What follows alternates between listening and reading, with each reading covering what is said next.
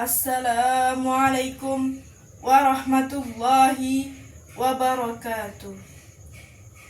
Salam Om Swastiastu, Namo Buddhaya, salam kebajikan, Rahayu Rahayu Rahayu. Puji syukur Gusti ingkang murbeng dumadi awet kathahipun berkah rahmat.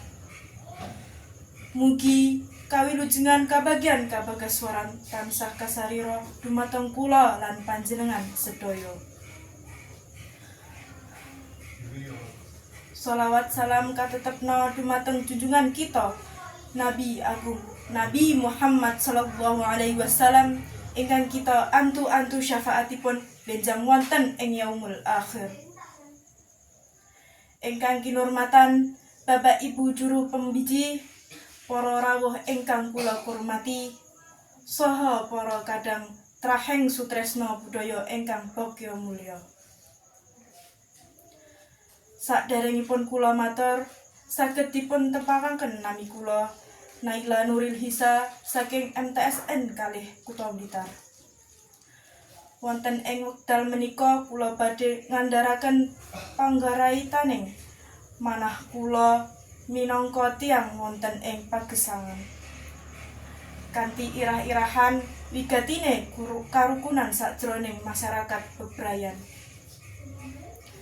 Para rawuh ingkang bagya mulya, sejatosipun wonten ing pagesangan punika kula tuwin panjenengan sampun boten mirunggan minangka tiyang.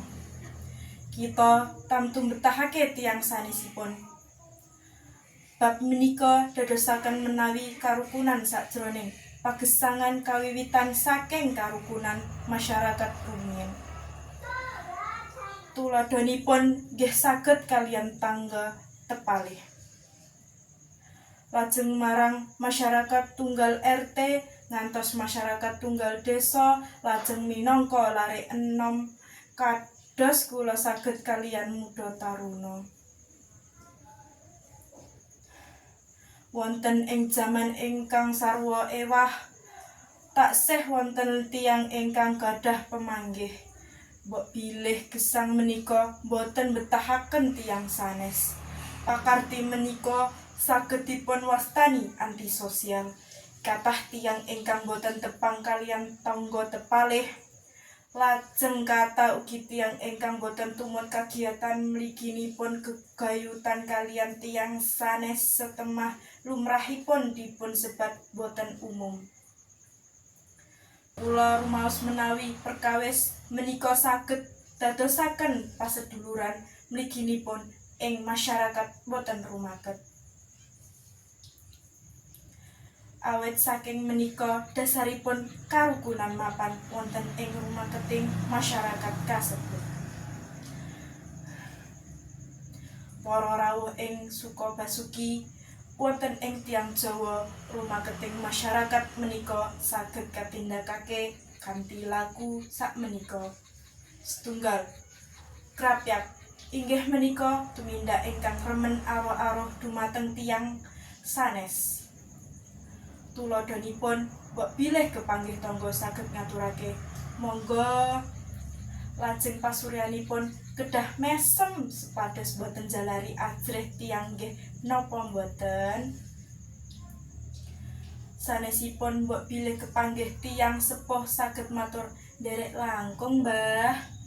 Satemah sakliyanipun grapyak ugi nuduhaken unggah-ungguh basa Jawa tumrap ing masyarakat bebrayan. Kalih tandang karya ing menika wujud tulung tinulung ing masyarakat bebrayan.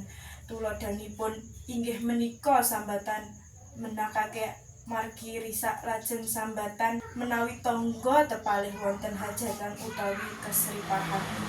Satemah sambatan menika saged nuwuhake rasa paseduluran sanajan boten sak keluarga.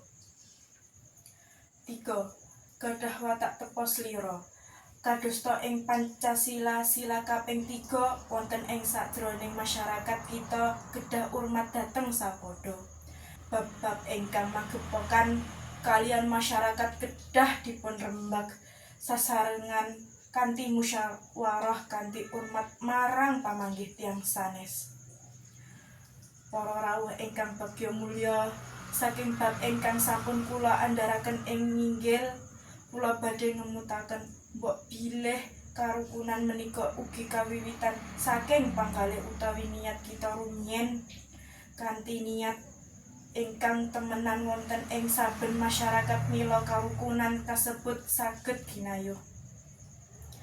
Cekap semanten anggenipun kula atur, sumangga sesarengan panjenengan kaliyan kula saged sesarengan amemangun karukunan wonten sakjroning masyarakat kanthi asesati cerah agawe berubah rukun agawe santosa.